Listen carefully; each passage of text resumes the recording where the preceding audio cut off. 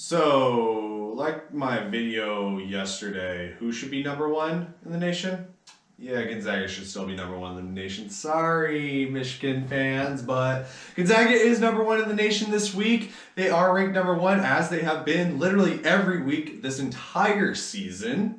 They have not moved, except for maybe some of their votes to number one to Baylor, and that pretty much all of Baylor's number one votes, I think, pretty much went to Michigan, but who knows? But ranked this week, number one Gonzaga, number 19 Loyola Chicago, number 20 San Diego State, still getting votes. BYU missed 25 by 5 votes. 101 points versus 106. St. Bonaventure is getting votes. Toledo still getting votes.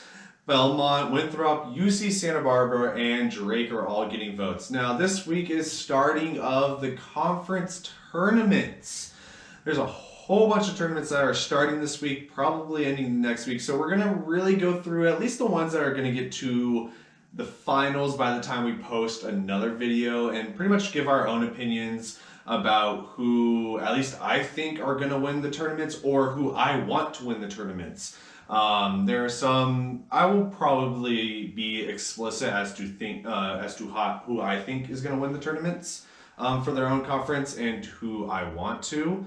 And there's some where I just kind of threw at a dartboard, where it's just like, it could be one of these 3 or 4 teams. Who knows?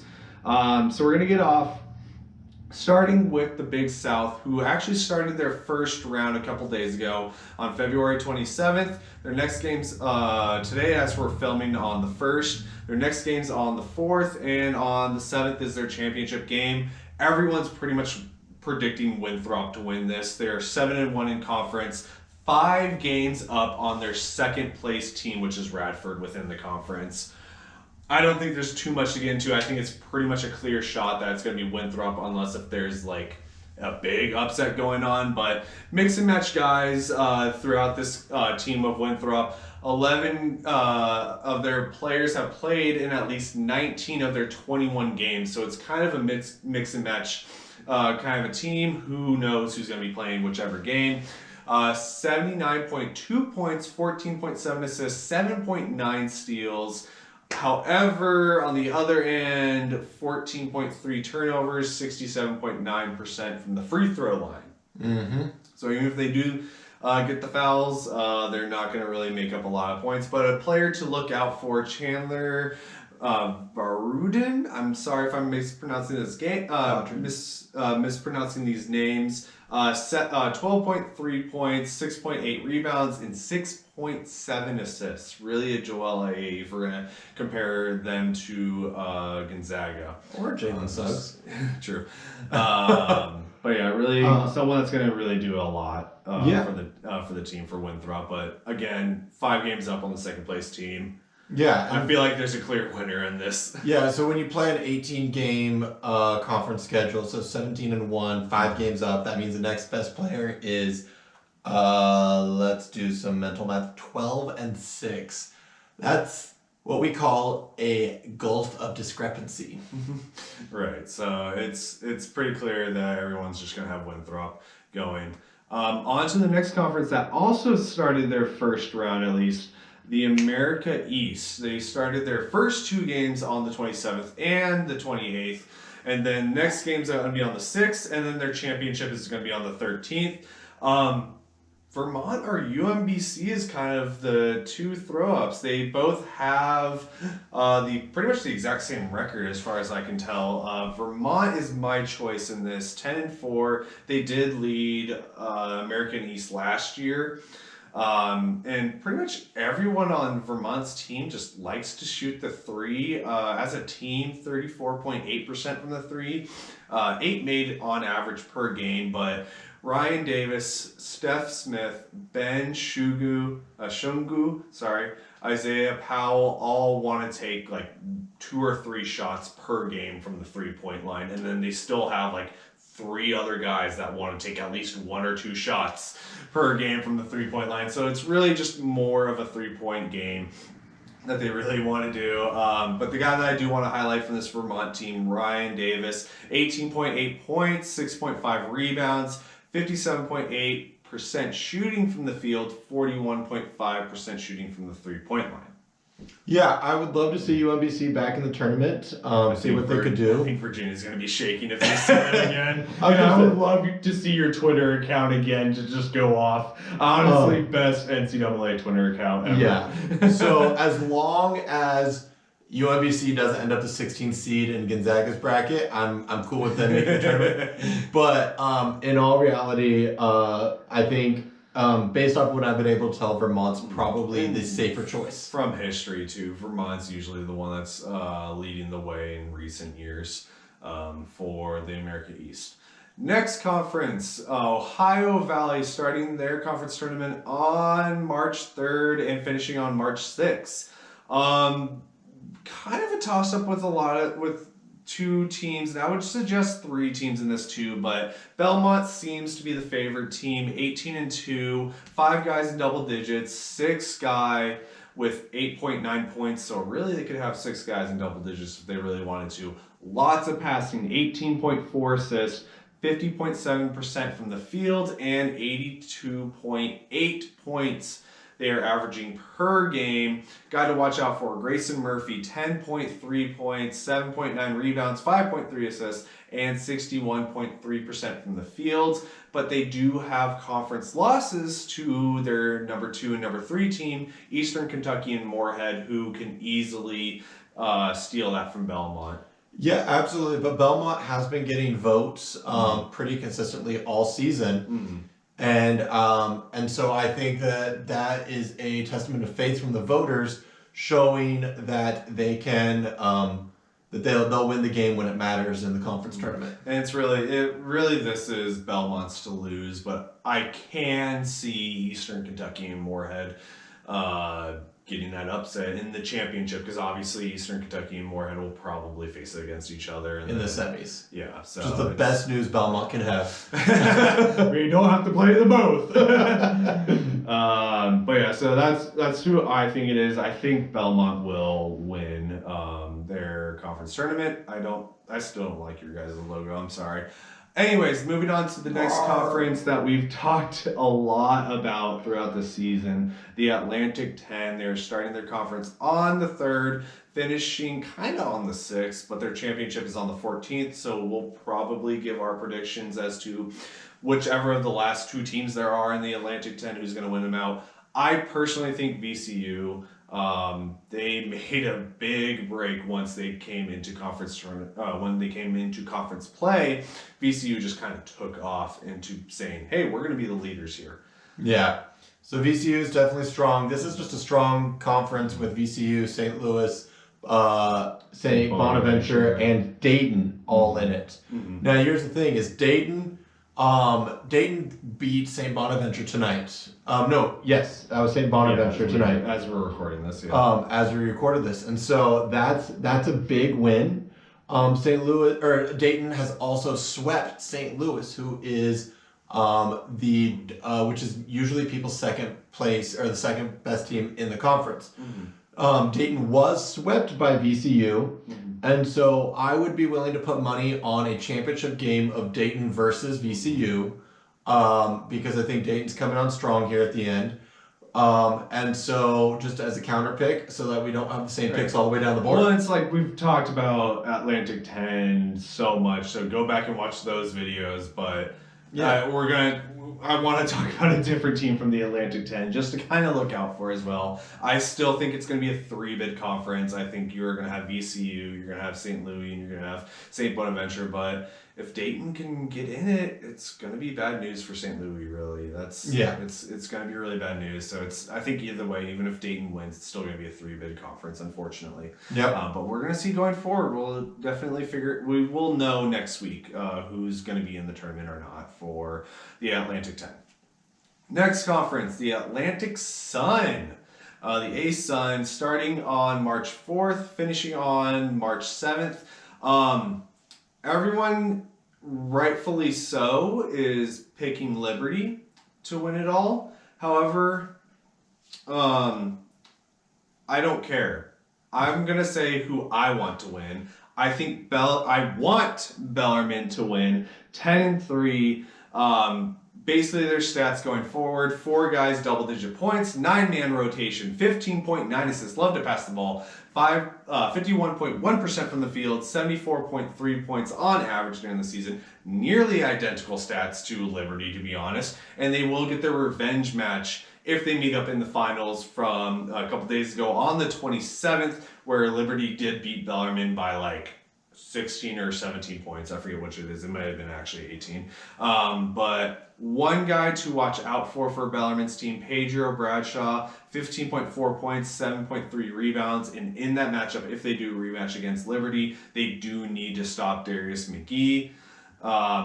In that game, he did score 34 points against Bellarmine, 8 for 11 on the three-point line, and they do need to stop Liberty's passing, which they got 23 assists that game. Put a man on McGee at the half-court line and play a 4-and-1. Yeah. Anyway, so what I will add to that is as a scholastic employee, as a secondary school employee, who talks to students about colleges. I'm not going to tell you any more about my job besides that. I have 2 schools that I'm incredibly biased against. So go Bells, screw you Liberty. Yeah, I understand why people are wanting Liberty, or will say Liberty is going to win, but I think everyone's cheering for Bellarmine. Not only that, it's Bellarmine's first season in Division I basketball too, so what a way to welcome them into Division I basketball as their first ever been to the tournament. If they don't get to go to the tournament though for 4 years after making the jump. Oh, so even if they win, Liberty goes. Oh, that's dumb. Yeah. Anyway, Table flip. Sun Belt Conference. They're starting their conference tournament on the 5th, ending on the 8th. This one just plain and simple, Texas State 12-3 in their conference record. However, they did lose to the second best team in the west of the Sun Belt because they have like East and West. So that's kind of like one of the few conferences that do split everyone up. They did lose 3 times to Louisiana Raging Cajuns, which is the second best team in the West and like the second or third best team within the conference as well.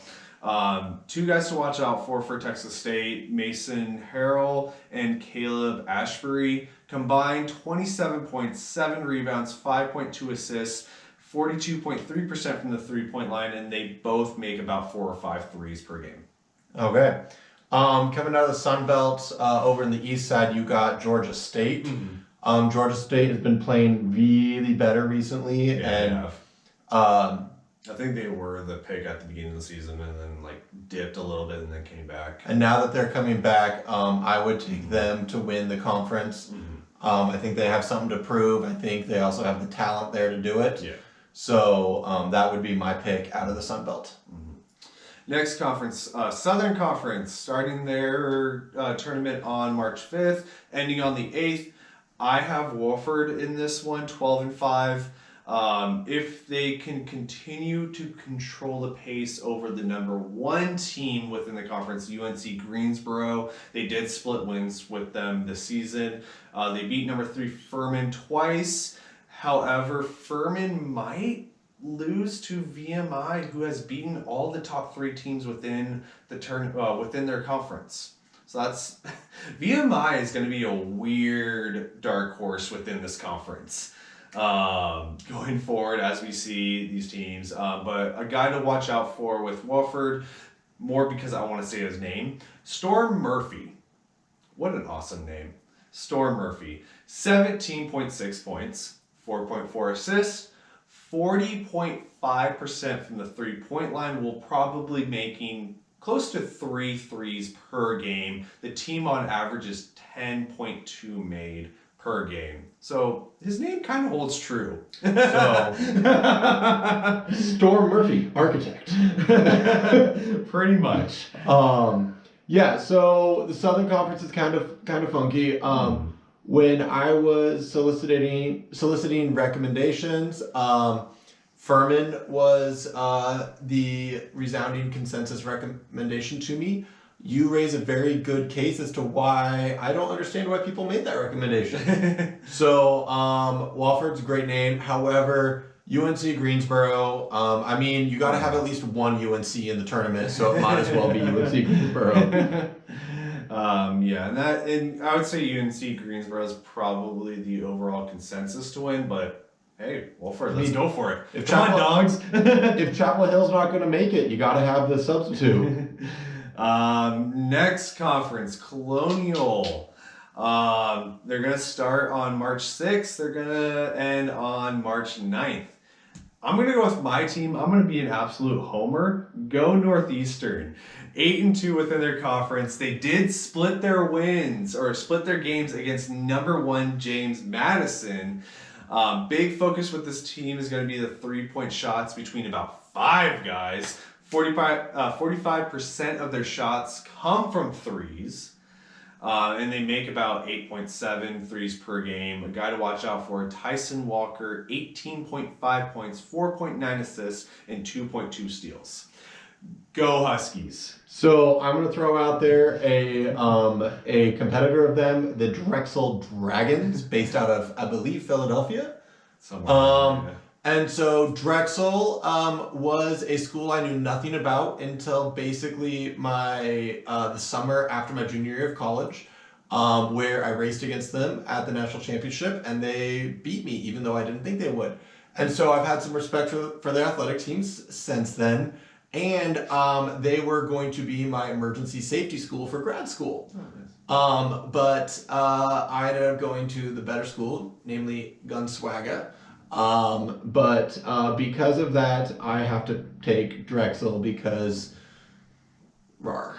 Honestly, like, if you have a dragon, like, it's an automatic win for you at that point. But let's go Northeastern. Let's win hockey, and let's also win college basketball. Let's keep it going. Be the Tampa Bay of college. Northeastern should have been in the tournament last year, and it would have been really cool to see you guys in the tournament and keep going forward. There's been a couple times where you guys have been in the tournament. I'm definitely excited to see you guys going forward and hopefully get that first round upset. I will be cheering for you guys.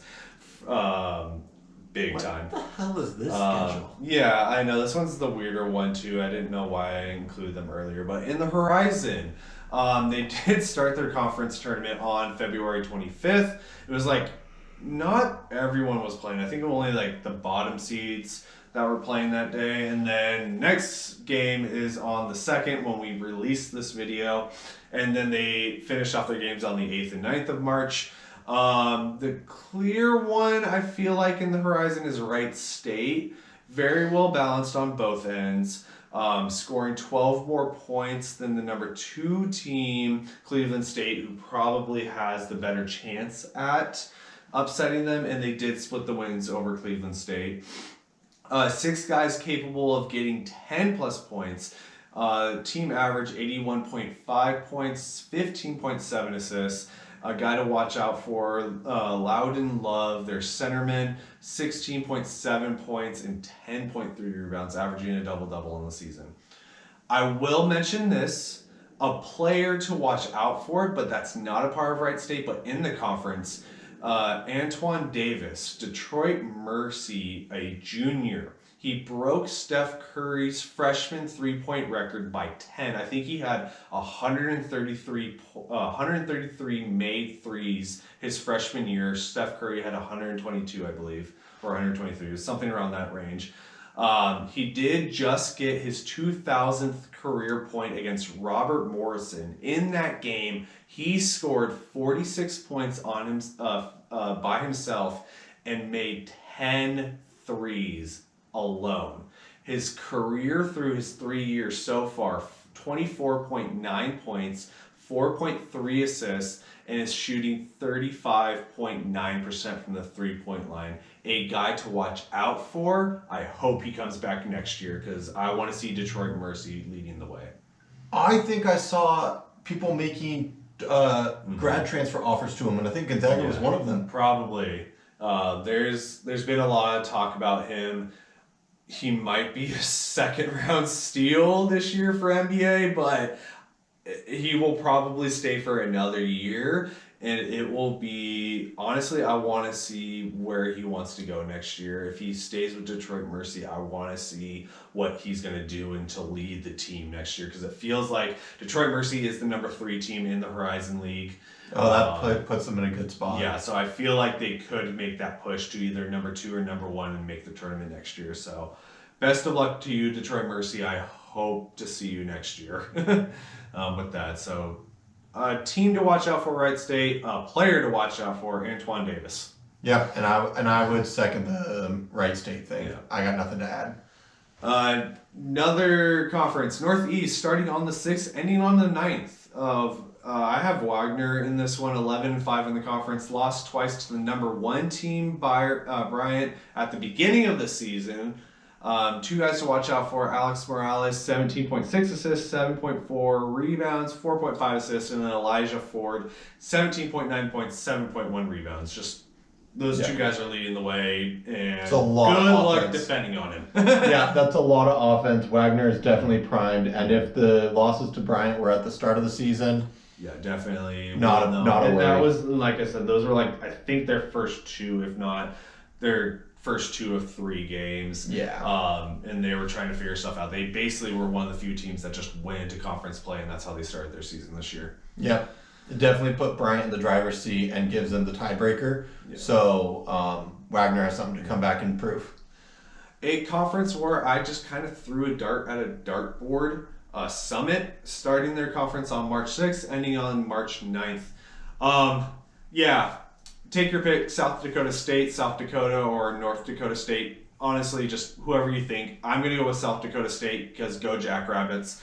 9-3 in the conference. They did go 1-2 against South Dakota, who is the number 2 team in the conference, and number 3 team in the conference, North Dakota State. South Dakota State beat them 2-1 within their record. They played 3 games each. But 2 of those games didn't count for conference for whatever reason. I don't know. There's like 3 weird games that actually didn't count for conference record. They did go 3-0 against the number 4 team, North Dakota, who did beat the other 2, South Dakota and North Dakota State. I just kind of want to throw that in there just as a stat. They won't have Noah Friedel, who is treating depression, and I kind of want to take this little side note to this. Please, if you do need help, go get help. We will see you for your junior year next year, Noah Friedel, and it's going to be amazing to see you lead the way, because you were a leader of this team this year. But beyond him, 4 guys who can score 10 plus points. A guy to watch out for: Brian Schiermann, 14.7 points, 9.1 rebounds, and 3.7 assists. So I just want to point out that the top 4 of this conference is South Dakota State, South Dakota, North Dakota State, and North Dakota. So, like, who else is in this conference? Do we have, like, I don't know. but anyway, point is, funky conference distribution. South Dakota State definitely has an advantage. They have been a tournament team in the very recent past. They've always been leading this conference recently. And so that speaks to their coaches, and you can't really bet against good coaches in tournament time. That being said, Noah, take it easy, take care of yourself, and don't be afraid to use the National Suicide Hotline if you ever need somebody to talk to, even if you're not feeling suicidal. And again, like, we will see. I hope to see you next year and lead the way for your team. And then moving on to our one of our final 2 conferences, the Missouri Valley, starting on March 4th, ending on March 7th. Number 19, Loyola Chicago, is who I'm going to have picking this one out. It's pretty much going to be between either them or Drake, it seems like, as the finals matchup. Loyola Chicago, 16-2 within the conference. They split their wins over Drake this season. One of the best defenses in the nation in college basketball. They are number 1 in Ken Palm. They have allowed the fewest points per game of any NCAA team this year. Insert Gonzaga jokes about playing the cupcake Schedule, blah, blah, blah. Ken Palm adjusts for that, so they have a legit defense. Bite me.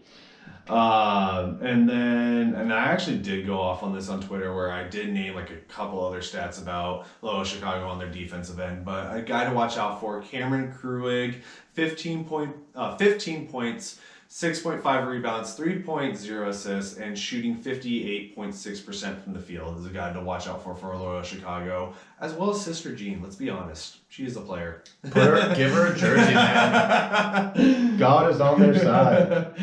And they're in the final conference that's going to be starting this week.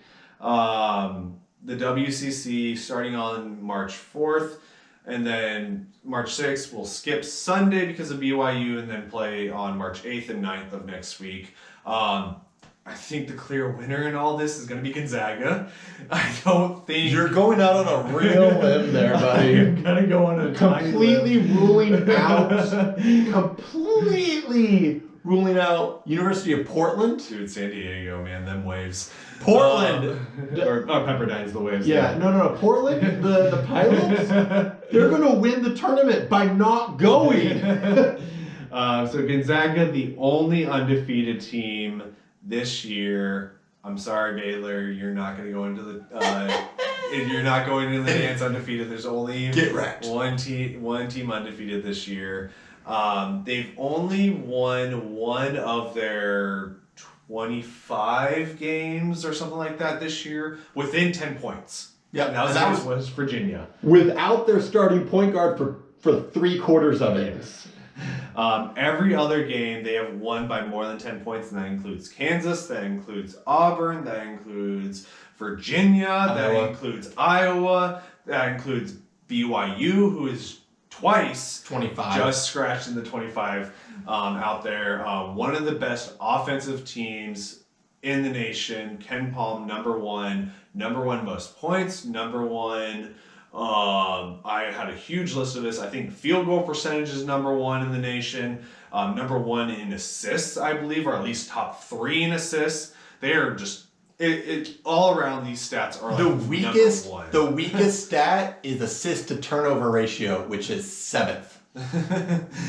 But in the nation, 92.9 points per game, 18.7 assists per game, 8.6 steals per game, 55.3% from the field.